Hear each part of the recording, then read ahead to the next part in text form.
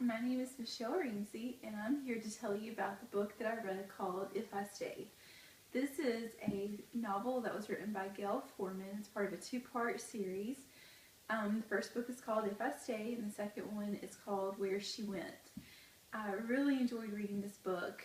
I read it over the course of about a day and a half, so it's a very quick read. And the story is about a 16-year-old girl named Mia, and she is out for kind of a snow day, and her family decides to go on a quick trip to see some of their friends. So it was an unexpected day home with her family, and this is a trip that will forever change her life. She goes on a trip with her family, and there's a car accident.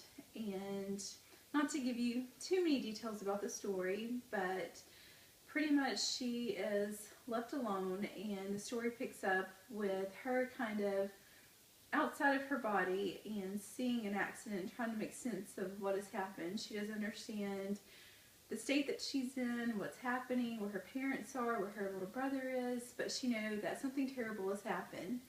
There are ambulances, there are helicopters, and she has to actually fly to the nearest hospital where they say that she is in a very traumatic state and has to go to another nearby hospital where they can actually help her.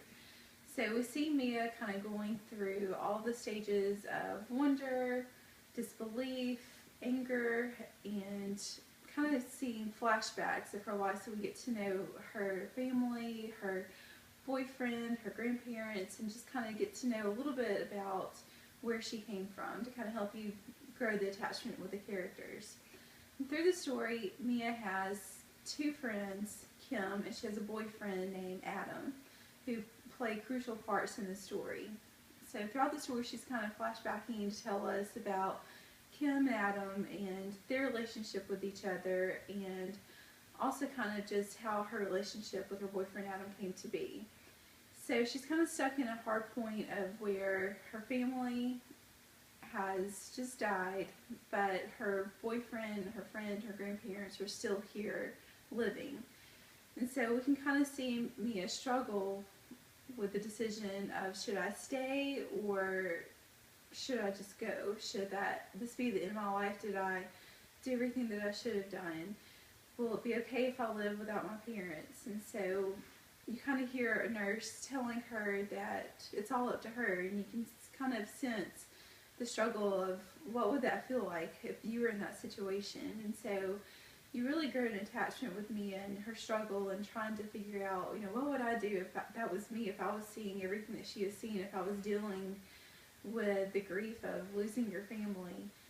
And so I would thoroughly recommend the story. I can't wait to read the next one, Where She Went. That one is actually told from her boyfriend's perspective of what happens later on. And so highly recommend it. It was on the New York Times bestseller list, and I think it is a great read.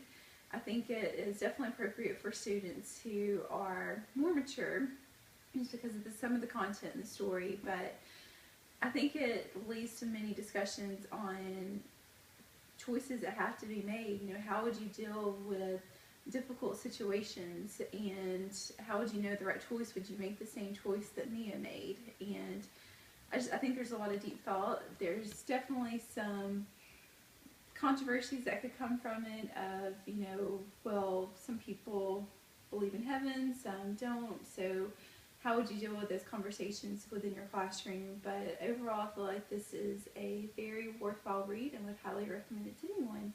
Thank you.